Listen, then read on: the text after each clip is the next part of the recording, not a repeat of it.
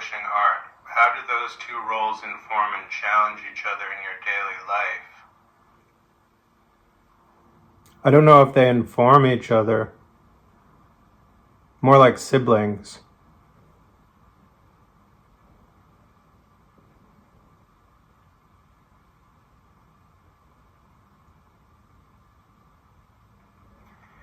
Whitehot Magazine has become both a platform and a point of view.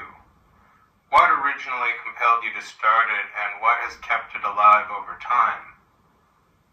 I was having a near-nervous breakdown in Miami one year, and I thought an art magazine was a good idea. But, of course, it's an insane idea.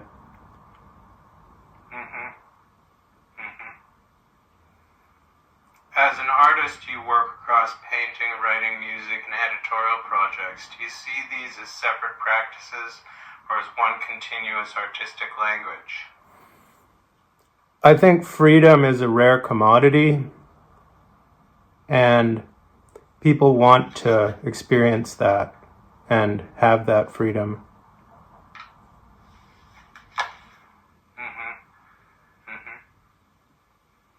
Your paintings often feel intimate and diaristic. How important is personal experience in your visual work? Not important, really. I just want it to be an image and have it be figured out later. What does painting offer you that publishing or writing cannot, and vice versa? The ability to paint, the relaxation of painting, something. You've interviewed countless artists, dealers, and cultural figures. How has listening shaped your own creative voice? The greatest people that I've ever met are great listeners. Do you ever feel tension between being a participant in the art world, an observer, or a documentarian of it? No, I think it's all the same thing. I think it's all in one How has place. the art world changed since you first began publishing, and where do you think it's headed now? I don't know if it's headed anywhere.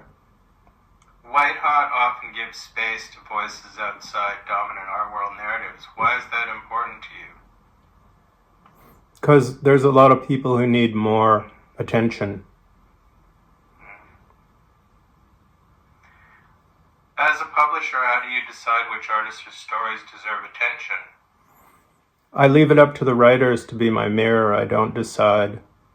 I try to let the scene make itself.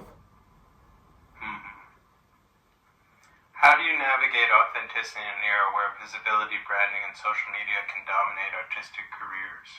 Well, I think real recognizes real, but we have to deal with 2025 because here we are, so. Your work often reflects persistence and independence. What have you learned about sustaining a creative life over decades? I mean, I've sustained it. I don't know how much I've learned, but I keep sustaining it, and it's a miracle. Have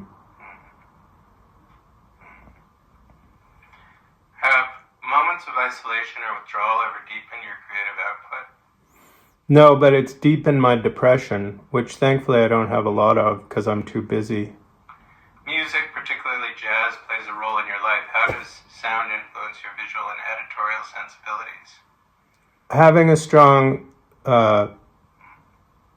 sense of all that. What role does vulnerability play in your work, both as an artist and an interviewer? I mean, there's a certain vulnerability to this scenario, which I think is kind of interesting. Do you believe artists have a responsibility beyond making work to document, critique, or support their communities? No.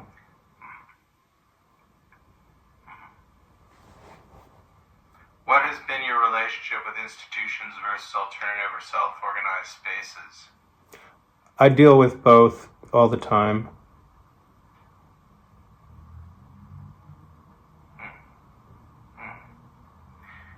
How do you handle doubt, rejection, or periods when momentum slows? Revenge can sometimes take 20 years, so patience is a virtue in that sense. What advice would you give to artists who feel compelled to create their own platforms rather than wait for permission? I mean, that's been my mantra and it's worked out wonderfully for me, so I would be highly supportive. When you look ahead, what feels most urgent or necessary for you to explore next, artistically or editorially? Maybe deepen the mystery, but I don't really have a plan laid out.